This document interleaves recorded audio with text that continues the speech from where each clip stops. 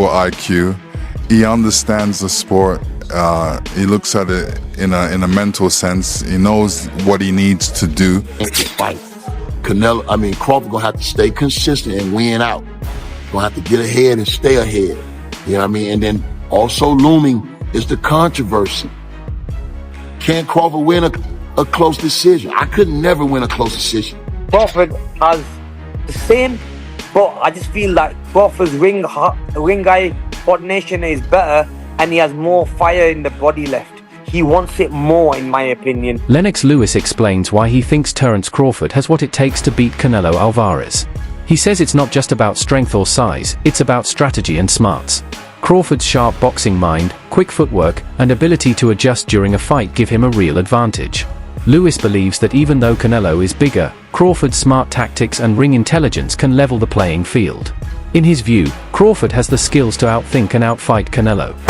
He's got incredible talent, incredible IQ.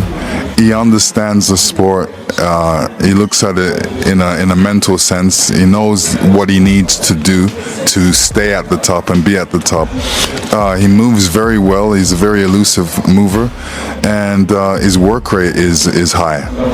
I won't ask you who's going to win the fight because I know it's a question you've probably been asked a million times, but I will ask you, do you think this fight goes the distance, or do you think this fight ends inside the distance?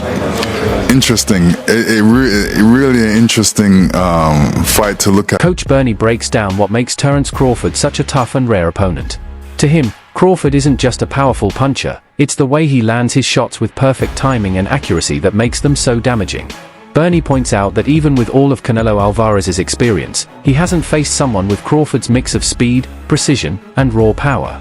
When Bernie says Crawford's hands feel like bricks, he's highlighting just how much force Crawford brings, even as he moves up in weight. A fight is always highly anticipated, and one this magnitude, you know what I'm saying? I think Canelo is hyped too because, they know that Bud brings a different element.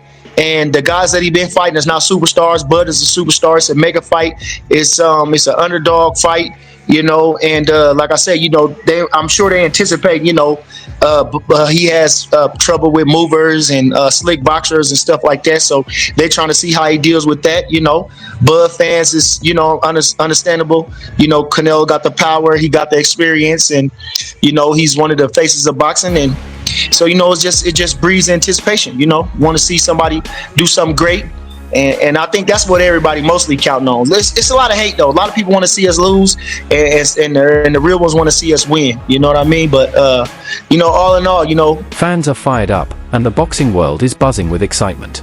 Everyone wants to see how Canelo, known for his power and counterpunching, will deal with someone like Terence Crawford. Crawford brings a whole different challenge. He's quick, unpredictable, and razor-sharp in the ring. His constant movement and smart tactics make him hard to figure out. Unlike many of Canelo's past opponents, Crawford won't just stand there and wait to be hit. This fight isn't just about two big names, it's about two completely different styles. And for the first time in a long while, people feel Canelo is up against someone who truly tests him in every way. Well, Bud Crawford just hits hard anyway. He got fucking bricks for hands, you know what I mean? He got baseball mitts. His hands is as big as a baseball mitt. So, then he's a sharp puncher. So you gotta understand that Canelo hasn't fought a sharp puncher. Them guys wasn't sharp punchers. Magia, Berlanga, the guys, they not sharp punchers. You know what I'm saying? So when you got it's a difference with the speed and the velocity that they're coming with. You know what I mean? If you can understand that, the quickness of the punches, the sharpness of the punches. These guys, you can see all their punches coming. You ain't gonna be able to see all Bud punches coming. You ain't gonna be able to see his punches coming for real. They have like one common opponent, Amir Khan? Yeah. Tell me, what do you think the difference is? Obviously, you've seen a highlight reel with with Canelo. Amir Khan, who has faced both fighters during his career, brings a unique take to the conversation. While he respects Canelo's talent and achievements, Khan believes Crawford simply wants this fight more. He says Crawford's drive and determination are on another level, and that could be the deciding factor. Khan also points out that Crawford still looks sharp, hungry, and full of energy, while Canelo, after years at the top, is starting to show signs of wear. In Khan's eyes, Crawford is fresher, more focused, and mentally locked in. This edge, both physically and mentally, might be what gives Crawford the upper hand. For Khan, it's not just about skill, it's about who's more willing to give everything to win. And right now, that's Crawford. Great timing, great feints, moves well, whereas Crawford has the same, but I just feel like Crawford's ring eye coordination is better, and he has more fire in the body left. He wants it more, in my opinion. Whereas Canelo, in that last fight against the Cuban guy he fought, he just seems to me that that fire has just gone. Like, he was just getting the win and moving around and enjoying himself, which he can do, because at the end of the day, the guy, he's already cemented his legacy, so he can do that. So yeah, I got Crawford winning that fight.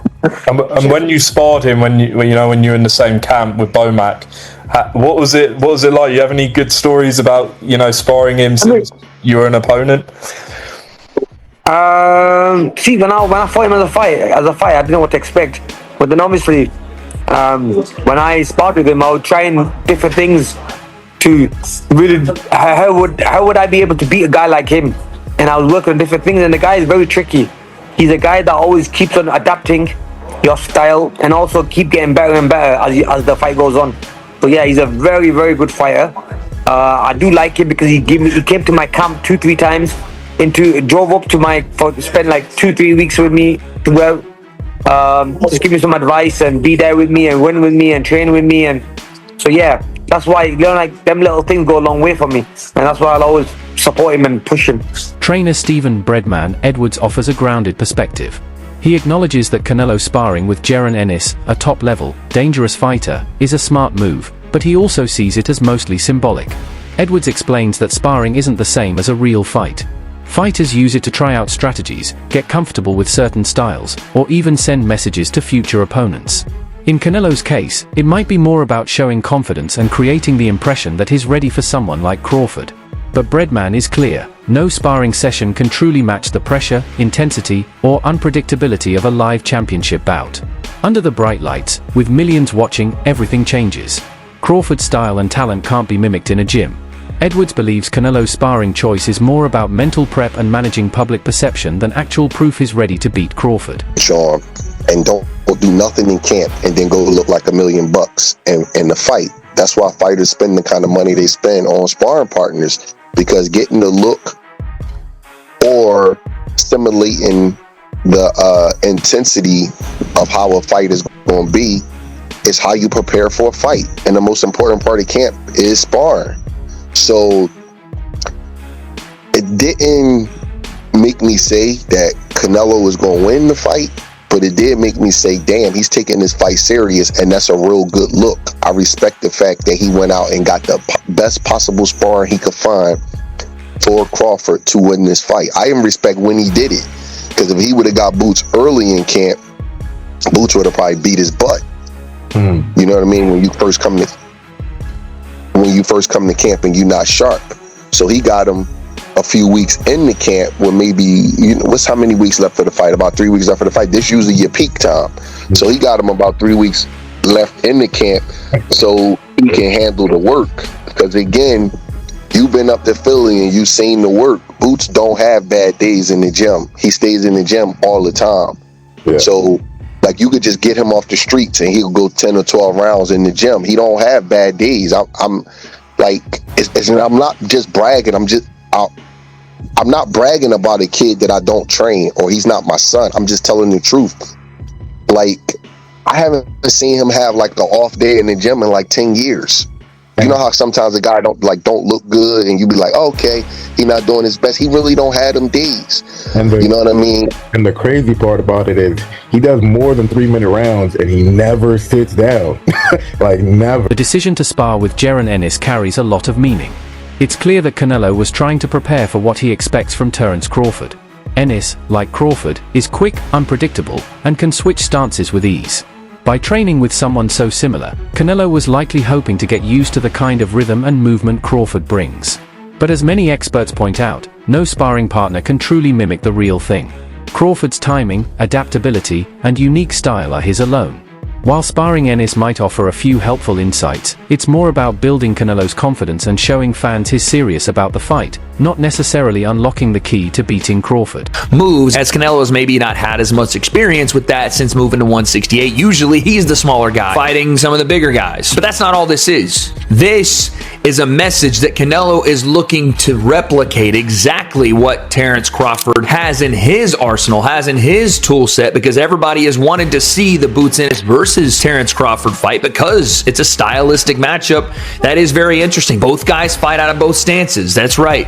Boots will fight out of southpaw and orthodox. Both guys are very good using their defense to create offense. Boots, one of the best at Philly shelling, catch countering, being able to do it out of both stances, has a beautiful check hook out of southpaw. As orthodox fighters throw their left hook, he comes over the top with his. And why would Canelo be looking for someone that could throw a beautiful lead hook and a backhand as a counter punch, rolling with their defense back to their offense? Oh wait, because that's what Terence Bud Crawford does so well. Boots is explosive. He's got great counter punch timing. He's got good awareness. His feet are good. He can walk you onto punches. He can lead the dance going first, not just looking for his counter punches, but underrated, I think, in his aggression to lead the exchanges. This is a perfect get for Canelo. And I'm not even trying to play the one side or the other. Canelo fans, Crawford fans, you're going to think whatever you want to think. But the reality is, getting this kind of sparring is a massive deal for Canelo. It's going to give him probably the best look